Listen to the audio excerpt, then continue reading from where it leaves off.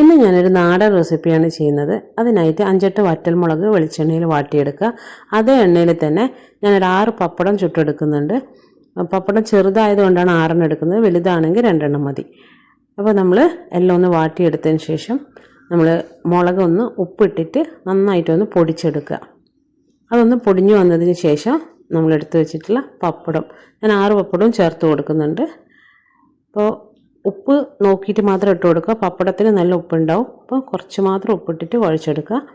എന്നിട്ട് അതിലേക്ക് നമ്മൾ ഒരു ചെറിയ വലുപ്പത്തിലുള്ള പുളി അതും കൂടെ ചേർത്ത് കൊടുക്കുക. പിന്നെ ചെറുതായി അരിഞ്ഞിട്ടുള്ള ചെറിയുള്ളി തന്നെ എടുക്കണം. ചെറിയുള്ളി ഇതിൻ്റെ കൂടെ ചേർക്കുമ്പോൾ നല്ലൊരു മണമാണ്, അപ്പോൾ ചെറിയുള്ളി തന്നെ എടുക്കാം. ഇനി ഇതിൻ്റെ കൂടെ നമ്മൾ 1 ടേബിൾ സ്പൂൺ വെളിച്ചെണ്ണ ചേർത്ത് കൊടുക്കുന്നത്, അതായത് ആ മുളകും പപ്പടവും വാട്ടിയിട്ടുള്ള വെളിച്ചെണ്ണയിൽ 1 ടേബിൾ സ്പൂൺ ചേർത്തിട്ട് ഒന്ന് മിക്സ് ചെയ്തെടുക്കുക.